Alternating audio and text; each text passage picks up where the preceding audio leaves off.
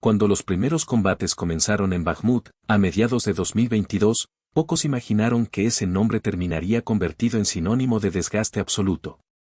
No era una capital, ni un centro industrial decisivo, ni un punto logístico irreemplazable.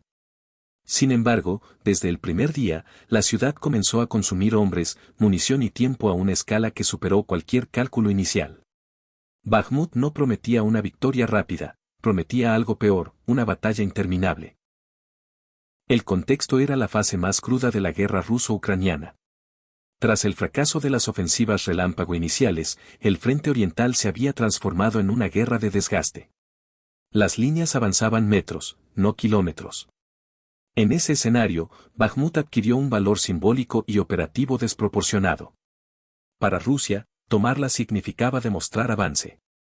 Para Ucrania, resistirla significaba frenar al enemigo y obligarlo a pagar un precio altísimo por cada calle. Desde el inicio, el combate adoptó un carácter distinto. No hubo un asalto decisivo ni un cerco rápido. La lucha se fragmentó en barrios, manzanas y edificios específicos. Cada fábrica, cada bloque de departamentos y cada sótano se convirtió en una posición defensiva o en un punto de ataque. La ciudad empezó a desmoronarse físicamente mientras el frente se hundía en una lógica de desgaste constante. Uno de los elementos clave desde los primeros meses fue la participación del grupo Wagner. Sus fuerzas fueron empleadas como punta de lanza en ataques frontales repetidos, muchas veces con escaso apoyo blindado y bajo fuego constante. El objetivo no siempre era avanzar, sino forzar el combate, fijar a las defensas ucranianas y obligarlas a gastar recursos. Bakhmut comenzó a funcionar como una trituradora, nadie avanzaba sin pagar un precio inmediato. Del lado ucraniano, la defensa se organizó con una lógica similar. No se trataba solo de conservar terreno, sino de maximizar el costo del ataque enemigo.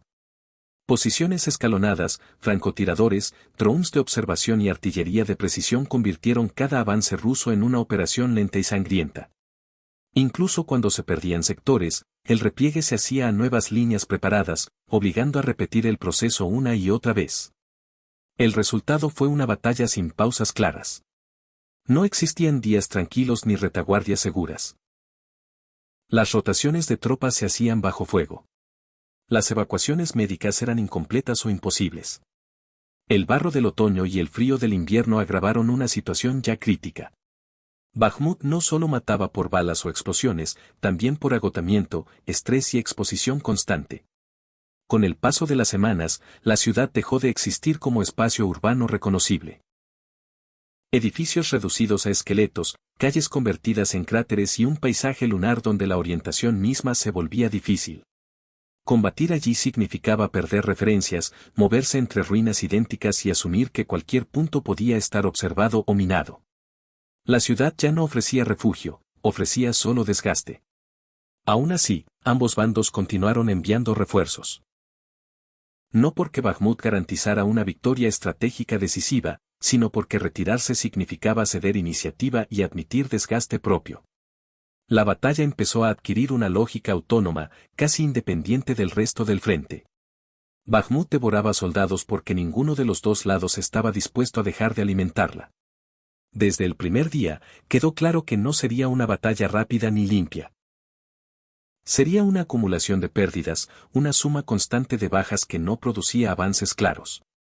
Y en ese proceso, Bakhmut comenzó a convertirse en algo más que una ciudad disputada, se convirtió en el símbolo moderno de una guerra que ya no se decide por grandes maniobras, sino por quien resiste más tiempo en el infierno. Antes de continuar con el video, recuerda suscribirte si estás disfrutando y aprendiendo algo nuevo. Apoya al canal con un like y comenta qué otras batallas quisieras escuchar. Continuemos. Con el paso de los meses, la batalla de Bakhmut entró en una fase aún más brutal. El frente dejó de moverse de forma reconocible y se fragmentó en microcombates constantes. Avanzar significaba tomar un edificio, una trinchera improvisada o incluso un solo piso, para perderlo horas después. Cada ganancia era provisional. Cada ataque, predecible y sangriento. La ciudad funcionaba como una máquina de desgaste que no distinguía bandos. El papel del grupo Wagner se volvió central en esta etapa. Sus tácticas priorizaban ataques continuos, muchas veces nocturnos, con pequeñas unidades lanzadas una tras otra contra las defensas ucranianas. No buscaban maniobras amplias ni rupturas elegantes, sino saturar el frente, detectar posiciones y forzar a los defensores a disparar, moverse y revelar sus ubicaciones. Cada metro ganado costaba decenas de hombres. Del lado ucraniano, la defensa se volvió una operación de desgaste consciente. Unidades rotaban constantemente bajo fuego, sabiendo que el objetivo no era mantener intacta la ciudad, sino convertir cada avance enemigo en una pérdida desproporcionada. La artillería jugó un papel clave, al igual que los drones, que transformaron cualquier movimiento diurno en una sentencia casi segura. Bakhmut se convirtió en un campo de observación permanente. La vida del soldado en la ciudad era extremadamente corta. Muchos combatientes pasaban días, a veces horas, en primera línea antes de ser heridos o muertos. Dormir era casi imposible. El ruido de la artillería era constante, y las ruinas no ofrecían protección real. Los refugios colapsaban, los sótanos se inundaban y las posiciones seguras dejaban de serlo en minutos. El desgaste psicológico comenzó a ser tan devastador como las bajas físicas. El terreno amplificaba el horror. Las ruinas obligaban a combates a corta distancia, donde la visibilidad era mínima y el tiempo de reacción se medía en segundos. Escaleras destruidas, pasillos estrechos y paredes abiertas convertían cada movimiento en una emboscada potencial. La ciudad, lejos de proteger, atrapaba. Bakhmut se volvía un laberinto mortal donde sobrevivir dependía más del azar que de la planificación. A nivel operativo, la batalla empezó a mostrar una paradoja clara. A pesar de las enormes pérdidas, ningún bando lograba una ventaja decisiva inmediata. Para Rusia, avanzar significaba consumir enormes cantidades de hombres y munición. Para Ucrania, resistir implicaba sacrificar unidades enteras para ganar tiempo. Ambos sabían que el costo era insostenible, pero ninguno estaba dispuesto a ceder primero.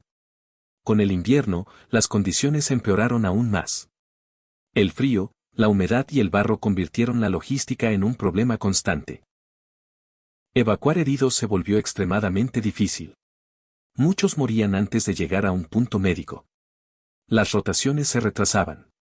El agotamiento acumulado reducía la eficacia incluso de las unidades más experimentadas. Bakhmut no solo mataba en combate, agotaba hasta romper. En ese punto, la batalla ya no se explicaba solo por mapas o líneas de frente. Se explicaba por decisiones políticas, narrativas de resistencia y necesidad de demostrar control. Bakhmut había adquirido un valor simbólico desproporcionado. Abandonarla parecía inaceptable. Mantenerla, devastador. La ciudad seguía devorando soldados porque la guerra moderna, en ese punto, ya no ofrecía salidas limpias. La pregunta ya no era quién tomaría Bakhmut rápidamente. La pregunta era cuánto más podía soportar cada bando antes de colapsar. Y la respuesta aún estaba lejos de llegar, porque la fase más decisiva, la del agotamiento total, todavía no había terminado. Cuando la batalla entró en su fase final, Bakhmut ya no era una ciudad defendible en términos clásicos. Era un conjunto de ruinas sin valor urbano, pero con un peso simbólico enorme. Tras meses de combates ininterrumpidos, las fuerzas ucranianas comenzaron a replegarse de sectores clave, cediendo terreno de forma gradual y calculada. No fue una retirada caótica, sino una decisión tomada cuando el costo humano superó cualquier beneficio operativo inmediato. Para Rusia, la captura de la ciudad representó una victoria táctica limitada, obtenida a un precio extraordinariamente alto.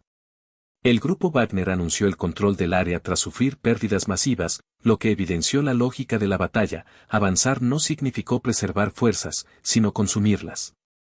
La ciudad cayó, pero el desgaste acumulado dejó a las unidades atacantes seriamente debilitadas para operaciones posteriores.